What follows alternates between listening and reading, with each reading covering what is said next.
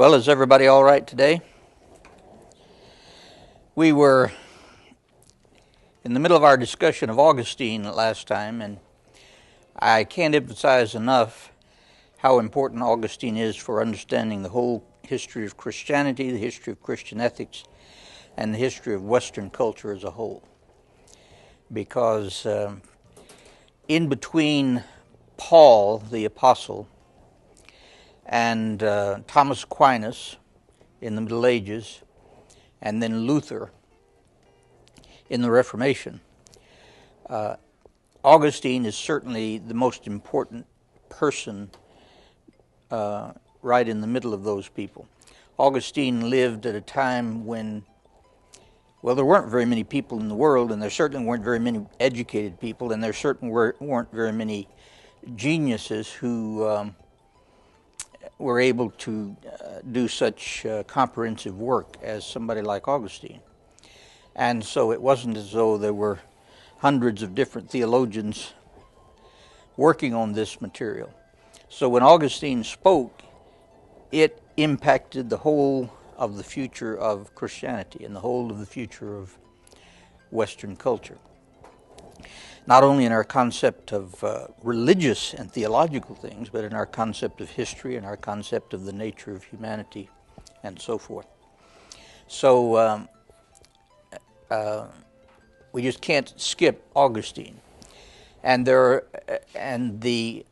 one of the most important things about Augustine are not the negative things that we hear about him, but those negative things are important because they do determine how lots of modern people understand the nature of Christianity, particularly Augustine's view of sexuality. And so as we can look at on the screen, we've looked at Augustine's concept of the moral will, the concept of the two cities, which is extremely important for understanding the whole medieval period. His concept of peace and justice, which is important to understand how Christianity moved from a basically pacifist position in the first couple of centuries to a position which actually allowed for just wars, and eventually, though this was not Augustine's view, allowed for the Crusades. In other words, the Crusades were kind of another movement past Augustine, because there's no indication that Augustine would have been interested in the Crusades.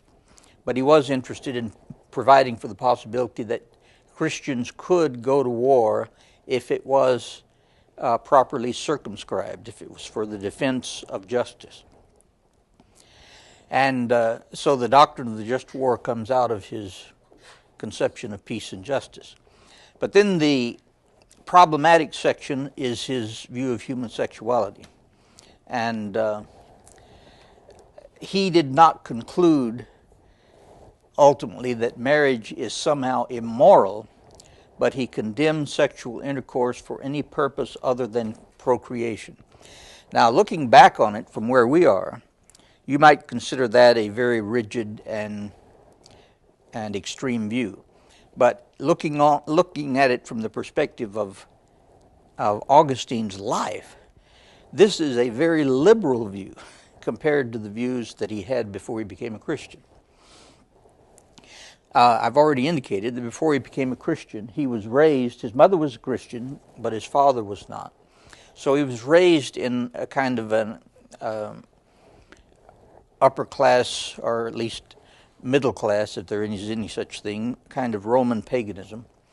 And he had already gotten involved in all kinds of activities in life, including a relationship with a woman.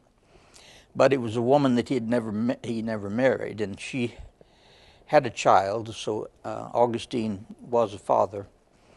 But for some reason, and we don't know exactly what all went into this, but for some reason, Augustine had absorbed the kind of negative perspective of sexuality that was a kind of an overriding philosophical air that people breathed at this time. We talk about the recent sexual revolution that has occurred in our time. And most of you are not old enough to have read the Playboy philosophy, which was a kind of a manifesto on the part of the founder of Playboy magazine on the inadequacy of traditional Christian sexual morality. But it had a tremendous impact, even though people kind of made fun of it at the time. It had a tremendous impact. And one of the reasons why it had a tremendous impact, one of the reasons, is because it was partly very true in its critique of some concepts of Christian sexual ethics. In other words, it saw the problematic nature of some Christians' way of understanding ethics. Because ethics to almost everybody is a natural aspect of human existence. And so when they run into a religious perspective that talks about Christian ethic, Christian sexual ethics as if it were an unnatural thing, or as if it were a natural thing that had to be suppressed or overcome in order to be holy, then people are going to have a natural tendency to resist that, even if they claim to be Christians. And so part of the Playboy philosophy was a critique of traditional sexual ethics, which a great many theologians would have agreed with. In fact, Playboy once called itself the widest circulating theological journal in America, in the world, because not only did Hugh Hefner spend a lot of time explaining his philosophy of sex, but he had some theologians writing articles on the subject. I remember he had Harvey Cox and a number of other people talking about sexuality from the perspective of Christianity. And Harvey Cox and some other theologians criticized some of the traditional Christian notions of sexuality in the same way that Hugh Hefner did. Obviously, Hugh went a little bit farther than any of these theologians intended to go. In fact, he went so far that he got in trouble eventually with the developing women's movement, because his concept of women was very low. And so Hugh Hefner's was criticized as much by the secular women's movement as he was by conservative Christians. But the point I'm making is that there is an element of truth in Hugh Hefner's thing, in that he was critiquing a sexual revolution that had occurred centuries before. In fact, he was critiquing a sexual revolution probably that's mostly characterized by what we call Victorianism. A lot of times in America we talk about a person being puritanical. Well, we don't really mean puritanical, because the puritanicals weren't puritanical. What we generally mean is Victorian, because in many ways the Victorian had a hyper esoteric view of sexuality. The Victorians, were the ones that wanted to put diapers on horses, and wanted to put skirts on clothes on statues, and skirts on piano legs, because we didn't want anything in our society that kind of made people think of sex, and so the 20s was one of the reactions against Victorianism, and then the Hugh Hefner kind of thing that occurred in the 50s and 60s was a second kind of reaction against Victorianism. And I've had books in my library that were written by Victorian physicians, in which the Victorian physician would say something like, and this is the doctor, and so this is the book that a good Victorian upper class person would buy and give to his daughter. And in the book, one of these books, it says that a real cultured Christian young woman will not enjoy sex. She will only participate in it because of the animal nature of her husband. Now, these are the physicians of England. And in fact, I dated a girl back in the 60s, early 60s, who had one of these books. And she asked me to read it because her mother had given it to her and it confused her because she was afraid that she was too sinful because she thought she might enjoy sex. And so I had to tell her that that book was probably a little out of date, and that and that I probably wouldn't continue to date a girl who took that book too seriously. Anyway, but the biggest sexual revolution, even greater than the Victorian sexual revolution, was the sexual revolution that took place in the early centuries of the Christian era, because it was a sexual revolution that tended to elevate virginity as a holy state. And that sexual revolution was manifest in several very powerful movements at the time, namely the Manichees and Neoplatonists. Obviously, the Romans, the average Roman in the street, didn't pay much attention to these, to this concept of the holiness of virginity. But the people who considered themselves to be very ethical did. And so that was a real sexual revolution in which Augustine himself participated. And that's the reason why Augustine is kind of the transmitter to Western culture and to Western Christian history of this cult of virginity, cult of anti-sexuality.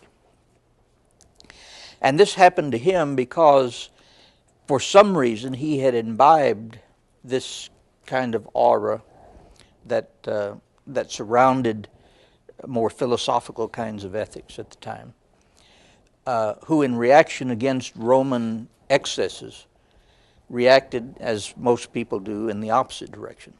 Just like Hugh Hefner reacted in the opposite direction from what he was reacting to.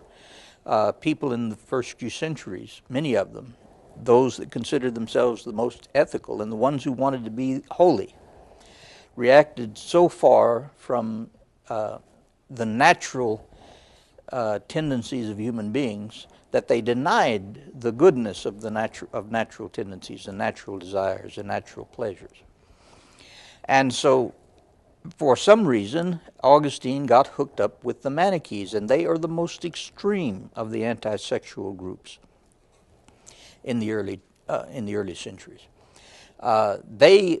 In order to be a Manichee, you had to vow never to participate in sexual activity. And of course, you wouldn't be married, which is one of the primary reasons why there's no First Manichee Church in Houston, because they did not produce, as long as they remained Manichees, they did not produce any offspring. So the church had not much chance in growing. It's kind of like the Shakers on the American frontier. They were Manichees in their understanding of sexuality. They assumed that the time of the end of the world was near, and so if we wanted to get ready for the end of the world and be properly suited for the end of the world, we need to have done without sex for a fairly long time, so that when Jesus came again, we would be pure and holy. Well, there now may be a dozen Shakers in the United States, and at one time they were a fairly large group of people. And the ones that exist, obviously, are not the descendants of the original Shakers. They are people who have been converted because of the attractiveness to some people of this ideal, the ideal of virginity as equal to holiness. And if you read your next chapter after Augustine, which is the chapter on monastic and mystical contributions, the last sentence in that chapter can't let go of Augustine. It says, Augustine's quite negative view of human sexuality continued to cast a long shadow through the medieval centuries and on into the modern world. Luther particularly, and Calvin also, attempted to rehabilitate the goodness of human sexuality. In other words, the Puritans believed in having sex. The idea that the Puritans were puritanical in the sense that they didn't believe in having sex is just a misunderstanding of history. The Puritans and the Lutherans were especially interested in rehabilitating the goodness of sexuality and the goodness of marriage in reaction against medieval monasticism. So even Luther, when Luther broke from the church, or not, he didn't break from the church, but when he broke from the papal authority, he tried to help all of the nuns that he had any influence over to find husbands. And in fact, he found husbands for all of the nuns except one. And so she decided to marry him. And turned out to be a great marriage. But anyway, Luther wasn't really planning on getting married because he thought that would be too self-interested. But he was anyway. But anyway, you had to be married.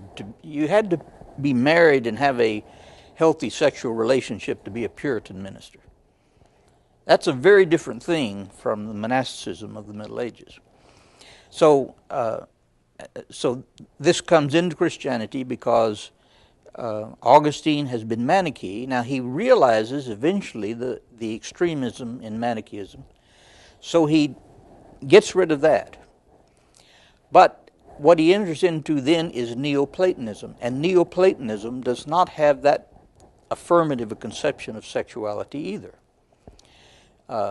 Neoplatonism is a kind of hyper-spirituality in which the body doesn't play a very positive part.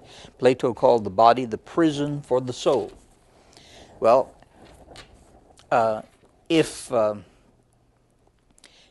Augustine had been a Jew in Palestine when Christianity arose, I don't think he would have been tempted toward that view, that the body was the prison for the soul, and that the body was essentially not good, and that celibacy was essentially more holy. Because the only Jewish monks there have ever been are Jewish people in Egypt and other places who themselves had been influenced by Manichaeism and Neoplatonism. You don't read about Jewish monks in the Old Testament.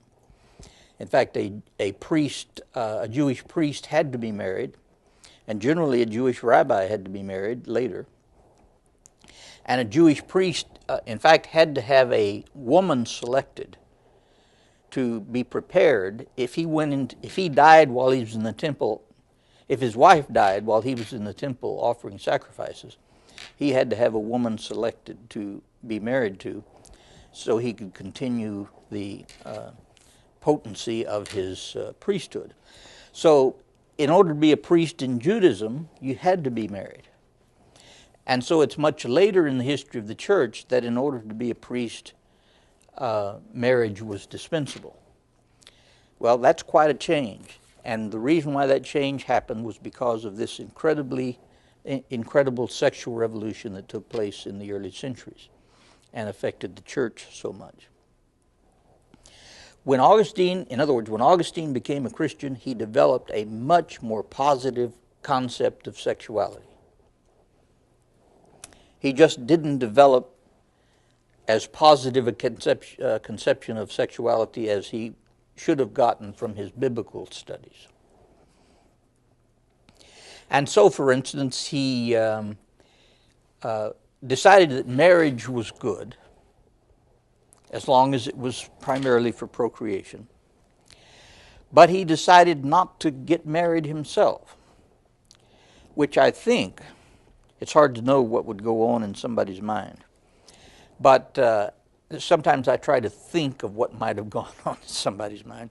I've tried to think of what might have gone on in the mind of either Jesus or Paul if Augustine had come to them for advice on what to do about this woman that he had been related to before he became a Christian. What do you think Paul's advice would have been? Well, I think Paul would have given him advice to go ahead and get married and make that child legitimate. Yeah, I think Paul was not married himself when he wrote his material, when he was a Christian missionary. But most scholars assume that Paul was married at one time, since he was a Jewish rabbi, and there was nothing in Judaism itself that would have tended toward the denigration of marriage. So most scholars assume that Paul may have been married at one time, and that he was either a person who had lost his wife through death or was a divorcee. There were lots of divorces among rabbis at the time, and there were lots of women who died. Women didn't live very long in comparison with their men as they do in present times. And so, and certainly Paul was not anti-sexuality or anti-marriage. He talks about marriage and sexuality in the highest terms that anybody thus far in history had ever talked about.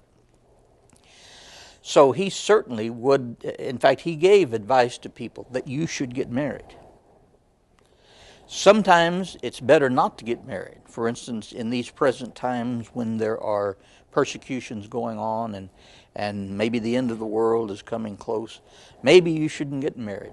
But if you can't be properly related to your fiancé or to your girlfriend, you should go ahead and get married, because you would be tempted to sin against her if you did not go ahead and get married. So I think that's what Paul would have told Augustine. You need to go back and find that woman and bring her in and take care of her, make your child legitimate, be a good family man. That was what was required of bishops in the New Testament. If you read 1 Timothy, and it gives the qualifications of bishops, and one of the qualifications of bishops is that they be the husband of one wife and that they have children who are strong in the faith. It was assumed by the Jews that their elders would be married and have children. Otherwise, how could they have the experience to be the elders or the shepherds of other members of the community? And that was true even of the early Gentile Christian communities. It was assumed that they call their elders bishops, but it was assumed that their bishops would be married and have children also, and that how they took care of their wife and their children was evidence as to whether they were qualified to be bishops or not. So the later thing you can see developing from this anti-sexual revolution that took place in between the time of the writing of the New Testament and the Middle Ages. But Augustine still had the problem, even though his view of sexuality was more positive than it was in his early life, that sexual intercourse not for procreation is an expression of lust. In other words, he still had a negative conception of sexual desire. Now, lust really is an English word that is neutral. Lust does not necessarily mean something bad, but it used to just mean sexual desire. But now that Augustine and other Christian people have put this kind of onus on Christian sexuality, we almost always use the term lust now for improper sexual desire. And a great many Christians, like Augustine evidently, considered any kind of sexual desire as kind of lust. And a lot of people read Jesus and Paul as if they were Augustinians or Neoplatonists. For instance, when Jesus said that whoever looks at a woman and lusts after her, that's in the Old English version, he has already committed adultery in his heart. That has messed up the thinking of lots of people over the centuries, because they do not understand the context in which that was stated. The context in which Jesus states that is in the Sermon on the Mount, when he is trying to explain the meaning of the Ten Commandments, of the law. And what he's trying to say, he's already said it, for instance, about murder. He says, what goes on in your sinful activity has already begun in your mind. So if you hate your brother in your mind, you have already committed murder. Now that doesn't mean it's better, since you've already committed murder in your mind, to go ahead and shoot him. But it does mean that if you hate your brother, you have already committed a sin in your heart. You still ought to stop and go home. But you shouldn't consider yourself to be so morally pure just because you missed. You shot and missed. That doesn't clear you from the sin of being a murderer. And so that's exactly the same kind of thing he's meaning when he talks about sexuality. If you look at a woman and you would actually misuse her, mistreat her, you would destroy your relationship with your own wife, you would destroy the vow and the commitment you had made to your own wife, you would do that if you had a chance. Just because you're too ugly to do it doesn't necessarily mean that you haven't already committed the sin. You know, you may not get her interested, but that doesn't mean you've already committed the sin. And so lusting in your heart after a woman is the same thing as hating your brother. It is a sin because if you got a chance, you would destroy something very important. It does not mean sexual desire. Now, it's hard for human beings to keep sexual desire and lust apart. There's no doubt about that. But sexual desire per se is never considered to be a sin in either the Old or the New Testament. And Augustine evidently was not able ever to make that distinction between sexual desire per se and sexual pleasure per se and lust. And so that casts a pall over the whole Middle Ages and over the whole rest of the history of Christianity. Because even not only the medieval church, but a lot of Protestant churches have continued this kind of schizophrenia of believing that sex is good all of a sudden, but before it's good, it's almost always bad in terms of even the way you feel or the way you think.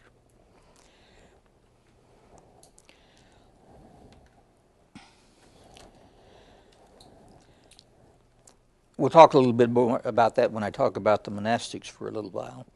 But the last important thing that Augustine did, and this was a little bit more positive, and that is to emphasize that wealth is not an evil in itself. It is a part of God's creation, and like the rest of creation, it is good. Now, if he had been that strong on his understanding of sexuality, then we'd all been better off. But like the rest of creation, it is good as it is good to God. It is not good in itself. To enjoy anything means to cling to it with affection for its own sake. To use a thing is to employ what we have received for our use to obtain what we want, provided that it is right for us to want it. Now, I think a great many theologians these days would probably consider this distinction to be kind of precious, that is, a little bit too subtle. Because I think from the biblical perspective, it is not too extreme to simply say that whatever God has created is good. And but it is true that whatever God has created is good, but it may become idolatrous, or it may become something that participates in sin if we are improperly related to it. And that's basically what I think he wanted to say, but I don't know whether we would want necessarily to use the same language he did. It is a perversion for people to want to enjoy money, but merely to make use of God. Well, that's true, the whole sentence, if you put the whole sentence together. We don't want to use God and enjoy money. Such people do not spend money for the sake of God, but worship God for the sake of money. Wealth, accordingly, is an instrumental value, not an intrinsic one. Now, we've had a lot to say about this throughout the whole history of Christianity so far. And let me just sum up some of the problems that are going to continue to exist as we look into Christian ethics. There is the tendency, because of this anti-creation revolution that took place in the early centuries from the Manichees and the Neoplatonists, to consider anything that is of this world, that gives pleasure, that is that's not, quote, spirit or spiritual, to be somehow not of any value. And that is not a view that you can get from the Bible, either the Old or the New Testament. And so the tendency that some people have to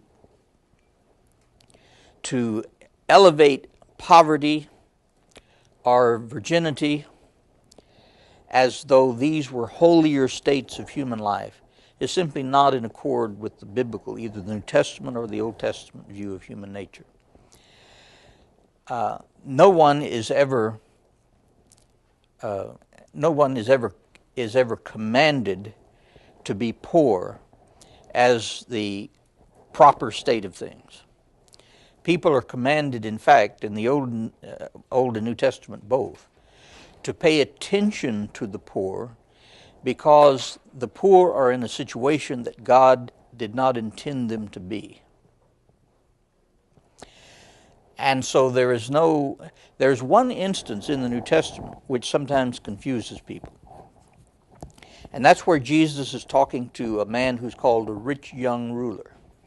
And the rich young ruler comes to Jesus and asks him, "What must I do to have eternal life?"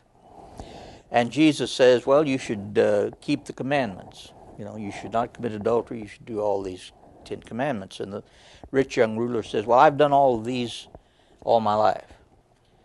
And Jesus says, that's great. But there's one thing you lack. You need to sell all that you have and give to the poor. Now, a lot of people have taken that as a kind of a general rule for Christianity. Well, in order to do that, you're taking it out of context. Because Jesus himself used money. He used money that was supplied to him by fairly wealthy women who were part of his disciples. He had some friends who were fairly wealthy people, Lazarus and his family. And as far as we know, Jesus never told Lazarus that in order to be his disciple, he had to sell everything that he had and give to the poor. Why do you think he might have told this person that then? Yeah. Because the rich young ruler, I guess, was letting the money run his life, or he was, his ethics were based on his money. Okay, Jesus seemed to have been making a spiritual judgment, because he ate dinner. Several of the stories in the New Testament are stories in which he ate dinner with wealthy people. And he never told any of those people that they needed to sell all they had. He did tell them that they should take care of the poor. And because from Jesus' perspective, wealth did not belong to human beings. Even if you had a lot of it, it didn't belong to you. It belonged to God. God was giving it to you. And so you had a responsibility of using it. Not using God, but using money.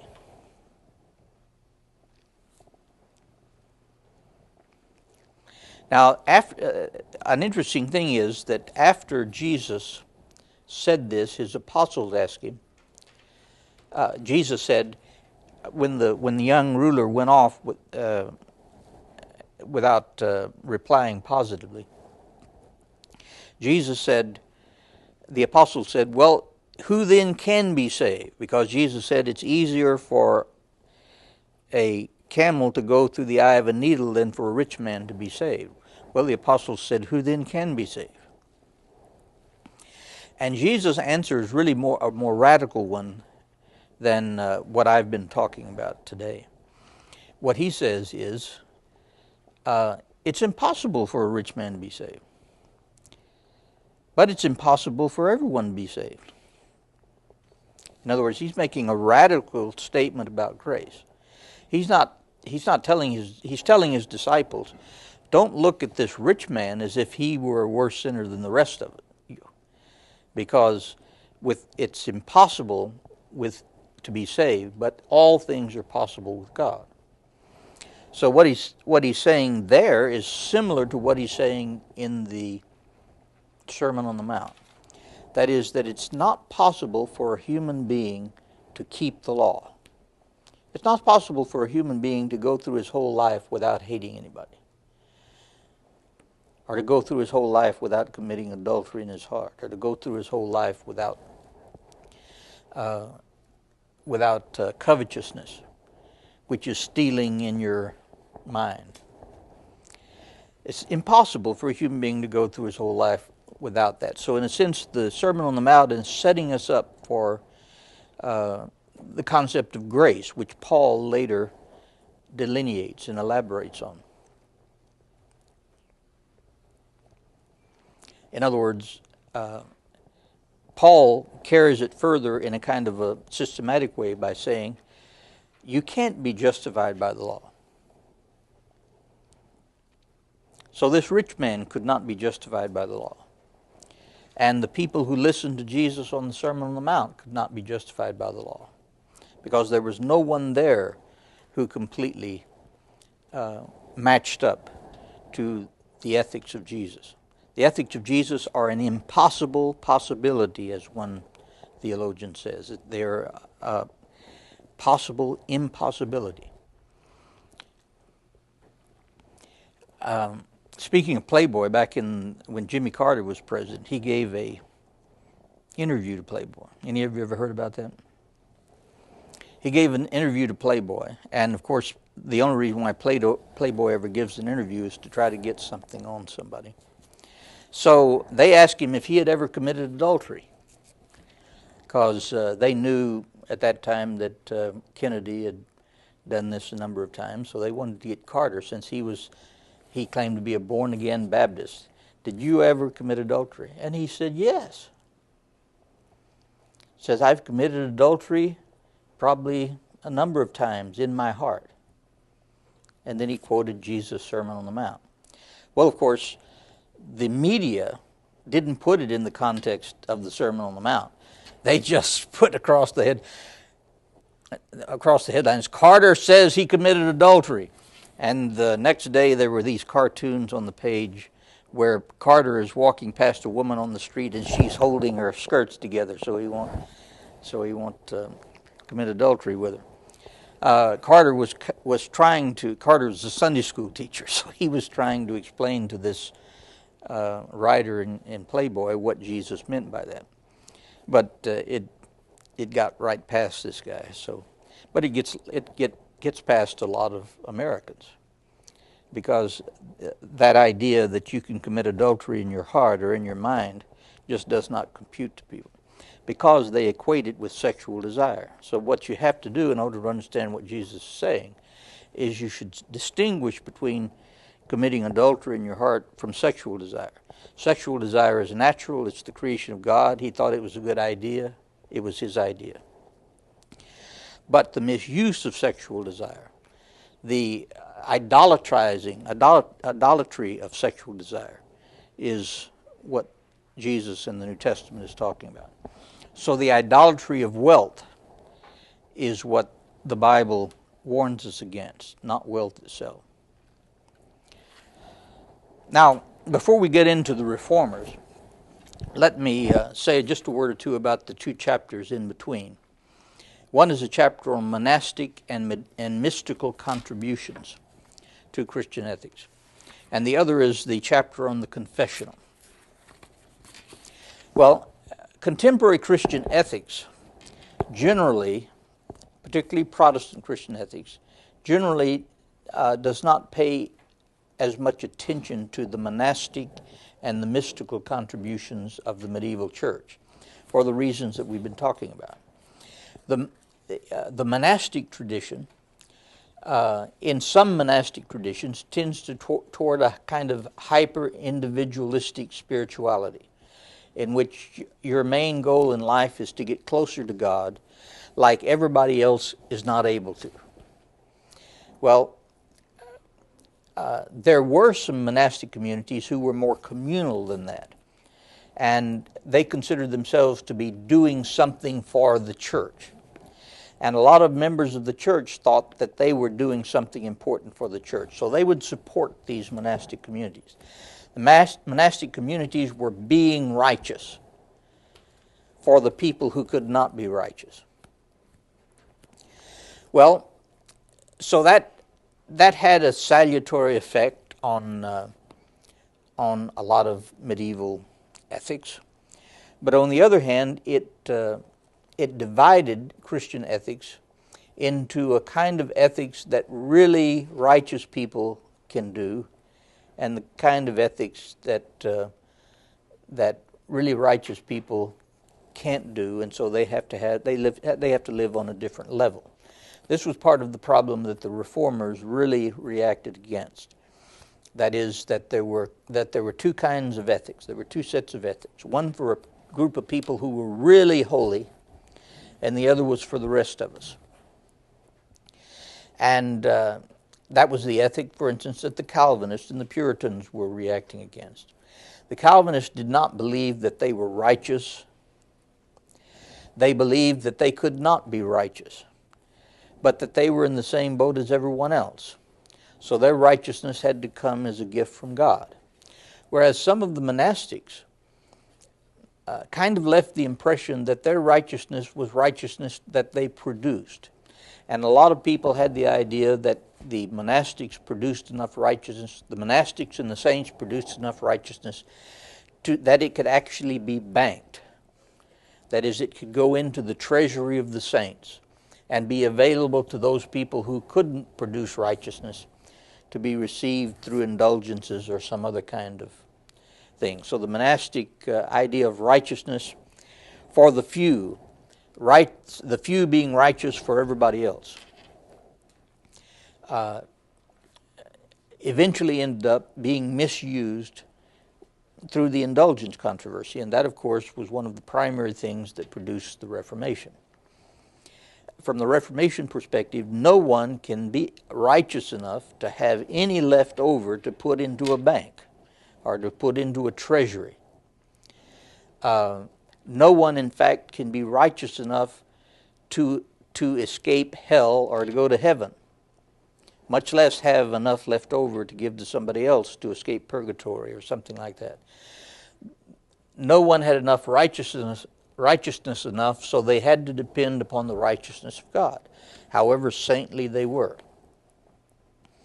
So, in a sense, certainly for Reformation ethics, monasticism was a kind of a diversion in which, from the perspective of the reformers, the church had spent a long time trying to be justified by works, or justified by their own righteousness. And they considered that to be have a very negative effect on the Christian gospel and on Christian ethics. Now, mysticism is a little bit more of a complicated thing, because everybody, just about, when they think of mysticism, they think of a higher level of spirituality. And that's certainly true of Christianity. In fact, there is a growing interest in Christianity of mystical kinds of activity and mystical kinds of experience. It's all labeled these days under the label spirituality. But one thing we have to understand is that spirituality is a very broad label, and it includes everything from witchcraft to high Catholic mysticism. And so just because somebody says they're going to bring you, spirituality, doesn't mean you know what they're talking about. You better listen to them, because they may be bringing you a spirituality which tells you that if you put your trash can in this corner of the house that you'll be wealthy, and if you put it in the other corner of the house you'll be poor. And that's kind of a spirituality, but it's not very related to Christianity. And some of the mystics of the Middle Ages are some of the great Christians of history. My favorite hymn, for instance, in all Christian hymnody was written by Bernard of Clairvaux, who was a mystic. And some of the great women in the history of the church were medieval mystics, because that's the place where they could really shine. And people wouldn't put them down because they figured that they were getting these revelations or these mystical experiences from God, and of course you couldn't tell God not to do something.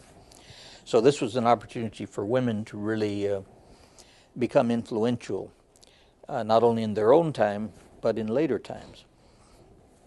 And the concept of the mystical experience of God is still a very attractive idea, and it is not totally antithetical even to Protestant ethics. But Protestant ethics, like Jewish ethics, is not primarily mystical. A mystic is primarily mystical, but Jewish and Christian ethics and Protestant ethics are not primarily mystical. Jesus was not a mystic. Abraham was not a mystic. Moses was not a mystic in the sense of mysticism, for instance, of the East. A Hindu mystic or a Buddhist mystic is doing something quite differently from what Moses and Jesus and Paul were doing. Jesus and Paul and Moses and Abraham have mystical elements, depending on how you use the word, but they were not mystics. Muhammad was not a mystic, but sometimes modern religious people just kind of assume that any important religious founder in the history of the world must have been a mystic. Well, that depends on what their view of God and nature is. If they view nature as of not being much value and only the experience of God being of any value, then they will tend to be mystical. If they view nature as kind of an illusion, or as a kind of a trap, or as a kind of a prison, then the only character of their spirituality will be kind of a mystical thing. But Jesus didn't go around going into trances. He probably meditated some, but he never meditated in the sense that a mystic meditates. Yes? How do mystics know they're mystics? I mean, does God tell them? Or do they just have some experiences and they figure it out? So how do you know when you're a mystic, or when you're just having strange experiences? You have to, in a sense, be trained in mystical exercises, which is a kind of school of spirituality that grows up. And mystical experience, it has to be preceded by very intense spiritual exercises. You know, learning how to pray deeply, learning how to contemplate God deeply, learning how to meditate deeply. The mystical experiences involves trying to simply clean out of your head and out of your experience everything that's worldly. And the more you're able to clean that out, the more you're able to have a vision of God, which is purely spiritual. Now, what I'm saying is that that is a very attractive kind of spirituality. But if you read the Bible, you don't find Moses or Jesus or Paul spending a great deal of time trying to do that. They spend a great deal of time in prayer. They may even spend a good deal of time in meditation, but they spend most of their time doing something. So their primary focus is not mysticism. They have some mystical elements. For instance, you can say that the church is the mystical body of Christ. Or you can say that the sacraments are mystical in a certain sense. But that's not the primary focus of Christian life, is mystical experience. Now, I enjoy talking to people, even Christians, who talk about their mystical experiences, and it's really kind of attractive. But on the other hand, some of the people that I've known who were Christians who got involved in mystical experiences, there's a trade-off.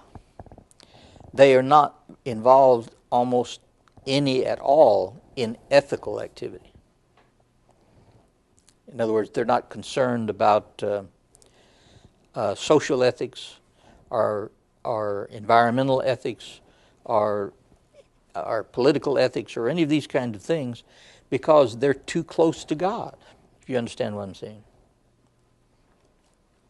So I know one man, for instance, who got involved in some hyper-mystical programs, and he was a good friend of mine, and so it bothered me that the more he got involved in his hyper-mystical programs, the less involved he was with his wife and family.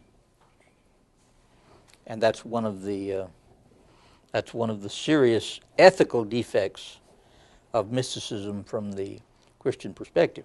That, of course, is the reason why these mystics did not have a wife and family. Because if you have a wife and family, then you ought to think twice before you get too involved in mystical kinds of exercises, because you may treat your wife as if she's of no importance in your life.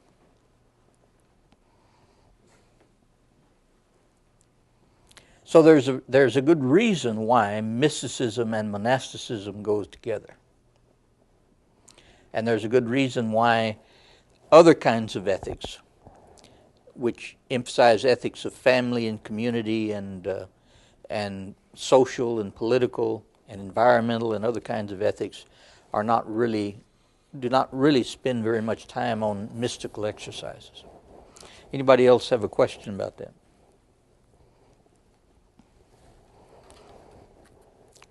Now, that's not meant to condemn this kind of spirituality, you know. God has lots of ways of relating to people. But it's just to say that human beings have certain kind of limitations. And if I separate myself completely from the life of the world, including separate myself from having a family, then there's some ways in which I'm not going to be of much help to people that I'm supposed to take care of and I'm supposed to love.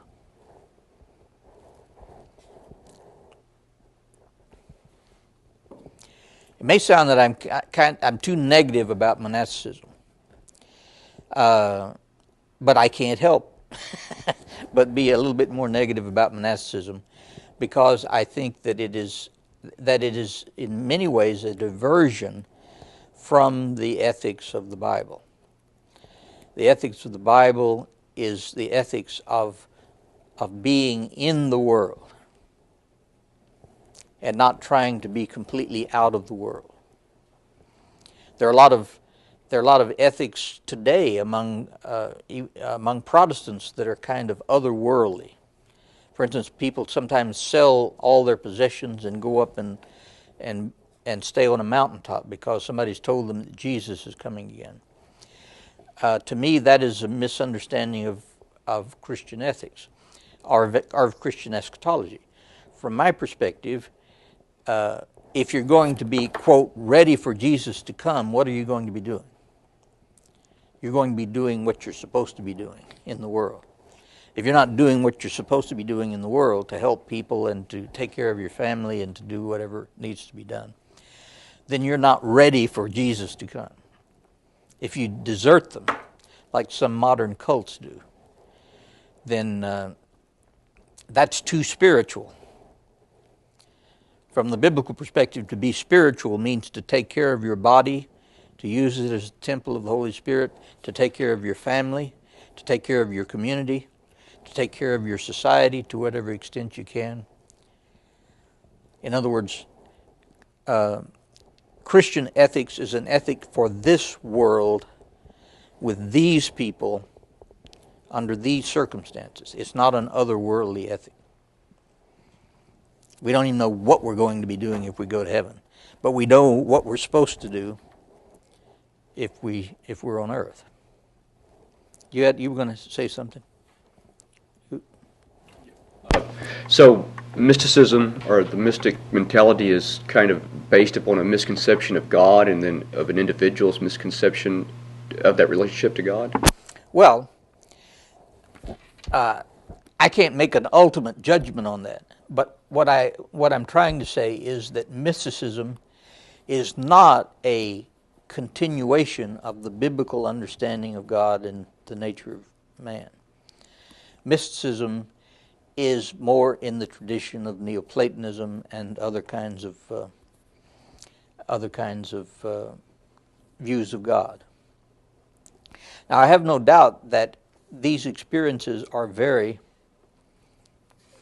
salutary for people who experience them.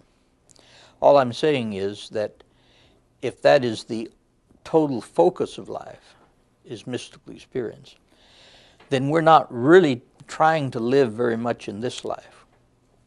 We're trying to escape this life into another kind of realm. I wonder if some of this is based upon Paul's references to he knew someone who was in the third heaven. And if that has looking at that, then that's almost as an example that Christians should follow that same type of ethic. Well, there's no necessary exclusion from Christianity or Judaism visions and mystical experiences. What I'm saying is that mysticism is not the focus. Mysticism is the focus of Hinduism. It's the focus of Neoplatonism. It's the focus of Gnosticism. And so what I'm saying, I'm not making a judgment. It may be that the Gnostics are right. All I'm saying is that if you go the Gnostic route, then you're not going to have time to be a Christian ethicist.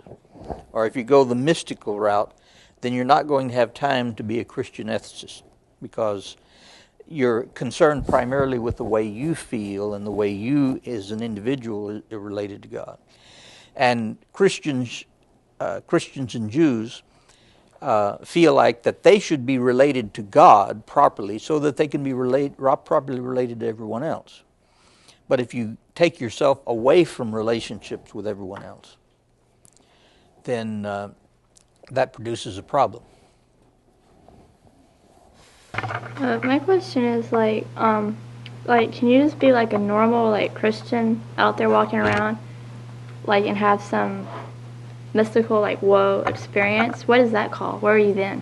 If you're not mystic or monastic? No, I'm trying to distinguish between. For instance, you try to distinguish between a revelational faith and a philosophical faith. That doesn't necessarily mean that there is no revelation in philosophy and no philosophy in revelation. In the same way, you distinguish between a mystical faith and a non-mystical faith. That doesn't necessarily mean that there are not any mystical elements in a non-mystical faith.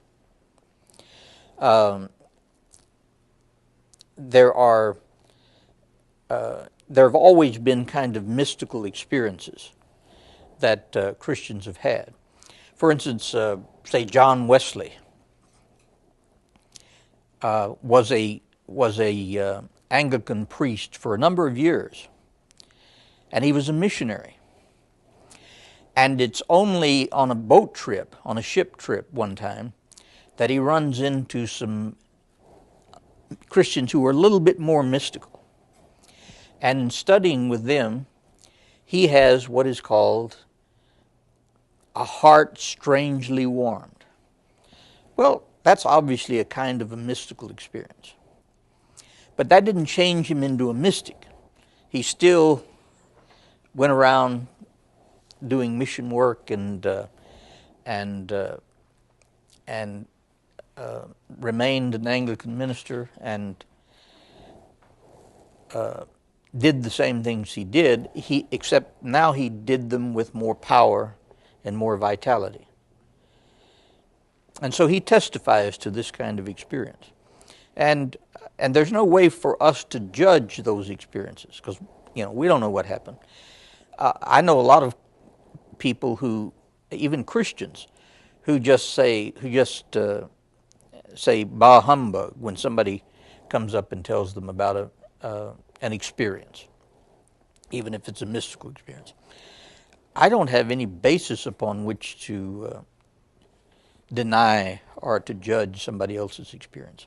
All I'm saying is that the primary trajectory of Christianity and Judaism is not having these experiences. Even if you have these experiences, according to the New Testament, they have to be judged by the Word of God. In other words, you're not going to get a revelation that is in contradiction to the primary revelation that comes through Jesus Christ in the Word of God. And the same for Jews. You're not going to get a mystical revelation that is in contradiction to the Bible. So the trajectory is primarily living in this world, having natural relationships, because these are created by God and they're good, and treating people the way you're supposed to be treated. There were a group of people in Thessalonica who, for instance, decided that Jesus was going to come very soon, so they kind of developed this mystical community in which they sat around waiting for the second coming of Christ. And Paul says for them to go to work. That's where that famous statement is: if you don't work, you should not eat. He was talking to people who were giving up the ordinary things of life as if that was more spiritual. He said, go to work. If you don't take care of your family, then you're worse than an unbeliever. That's the kind of thing I'm talking about. You just have, there are mystical experiences on the fringes of Christianity and Judaism, but that's not its primary focus. And I would like to have a few of those mystical experiences. I haven't had very many of them. I guess I'm too much of an empiricist, and so I haven't had some of the mystical experiences even some of my good friends have had. Maybe something will come along and knock me up the side of the head one of these days. Okay, anything else about that? All right. We've skipped in our class discussion the chapter on Thomas Aquinas. That's not because it's not important for us to know something about it. That's the reason why we have given you an assignment to look into it. But we'll have to make reference to it when we talk about the Reformers, because the Reformers are reformers of the church that was primarily influenced by Thomas Aquinas. The Reformation burst on the scene in the early 16th century, breaking the medieval world apart and recasting the religious and political map of Europe. It is a perversion for people to... Oh, wait a minute, I went back the wrong way. Luther and Christian liberty. We are not saved by such works, nor by the laws that command them. We are saved by faith. Now you have to understand Luther's context. Luther himself became a monk because while he was working in the study of the law, he had so many spiritual struggles in his mind that he had come to the conclusion that a great many people in his day had come to. In fact, there were some times during this period in which there were too many monks to be supported by the people left. Just like in a few years there are going to be too many old people on Social Security to be supported by the people who are working. And that's something we got to worry about. I don't have to worry about it because I was born 5 years a little earlier. So, but it's you people that were born later that are going to have to worry about that. But in the same way, a lot of people, so many people became monks at certain periods during this time that it looked like there were not enough people left to support these monks. But this was a natural thing for people to do, because if they are very sensitive about their spiritual life, and if they really want to be saved, this was put forth as the way to do it. Luther's father hated it when he became a monk, because he wanted him to make a good living and take care of his family and so forth. But Luther decided that he'd go to hell if he didn't become a monk. So he tried extremely hard to be a monk. He beat himself. You know, some monasteries had these beating things, cat of nine tails that they had hanging up in there. And he would beat himself, thinking that the more he beat himself, the more God would say, well, okay, that's enough, you know, and he'd forgive him of his sins. But no matter how much he beat himself, no matter how much he confessed his sin, he still could not feel justified in the presence of God. So he came to a spiritual crisis. He had a good supervisor whose name was Staupitz, who thought that Luther was being a little extreme, because there's no doubt that Luther was being extreme. And Staupitz tried to get him to lighten up a little bit. But Luther was just too intense to lighten up. From his perspective, if he had to be saved by being righteous, then he was in bad trouble, because he could think of more things to confess than any confessor had ever heard. And the problem was, it wasn't because he did so many worse things than anybody else did. It's because he was more sensitive to how profound sin is. So he would confess things that confessors didn't even have any rules for. And they had rules for everything. If you read the chapter on confession, they had rules. For instance, if you ate too much and vomited, you had to confess that, and it was there was so much penance put on you. If you ate too much and vomited out the host in the sacrament, it was several times as much penance, and so on. So you had these manuals of penance that had everything listed that people could think of, and of course they were continually added to. And evidently Luther went through these manuals and thought up things of his own that these manuals had not thought of. But he could never feel relief. Now, some secular authors have claimed that Luther finally found relief when he went up in the tower one day after having constipation for quite a while. And he found relief when his constipation broke. And that's when he realized the grace of God. Well, that may have had something to do with it. You know, I said before that how your stomach feels is a very important ethical question. But the theological basis for his concept of grace came from his study of the Psalms, because he was put into the job of being a teacher of the Bible. So he studied the Psalms, he studied the book of Romans. And from the study of the Psalms, let me just tell you what psalm he studied. He studied the psalm that says, my God, why hast thou forsaken me?" And he recognized that because that is quoted in the New Testament. Where is it quoted in the New Testament? On the cross. Jesus quotes the psalm and says, my God, why have you forsaken me?" And that slaps Luther up the side of the head, so to speak. Says, what in the world is this? Jesus is saying that God has forsaken me? I thought God had forsaken me. Why has God forsaken his own Son?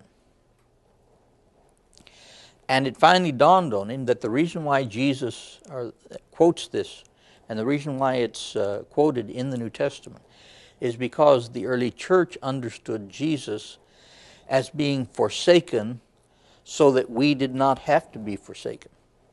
In other words, we could never confess enough and get enough penance to be saved. But we didn't have to confess enough and get enough penance to be saved, because Christ had been forsaken so that we do not have to be.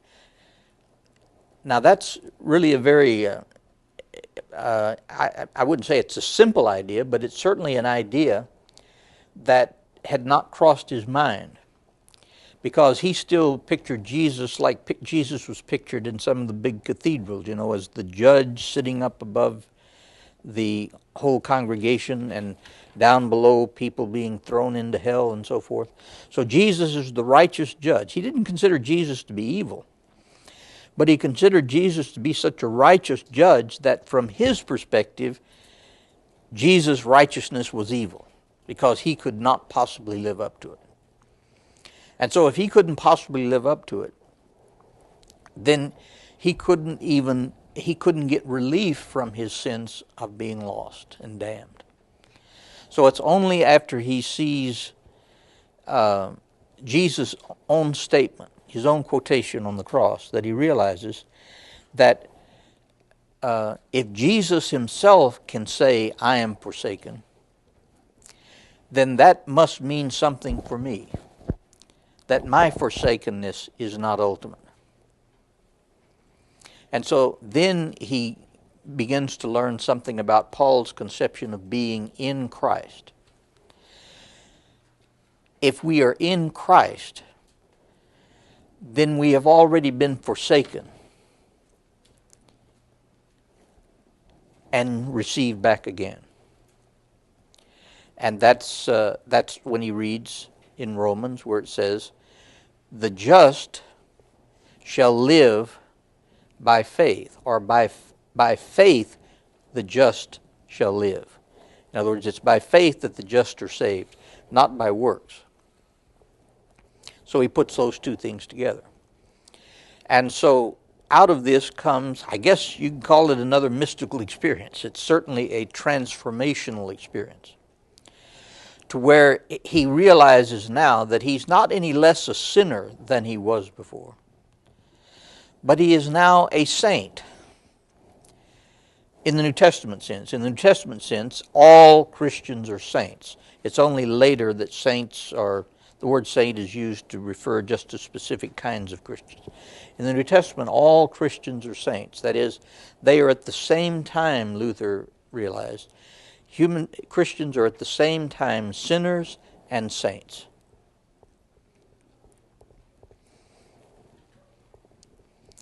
They are sinners because of what they have done. They are saints because of what Christ has done. Christ has been forsaken for me, therefore I do not have to be forsaken if I have trust or I put my faith in him.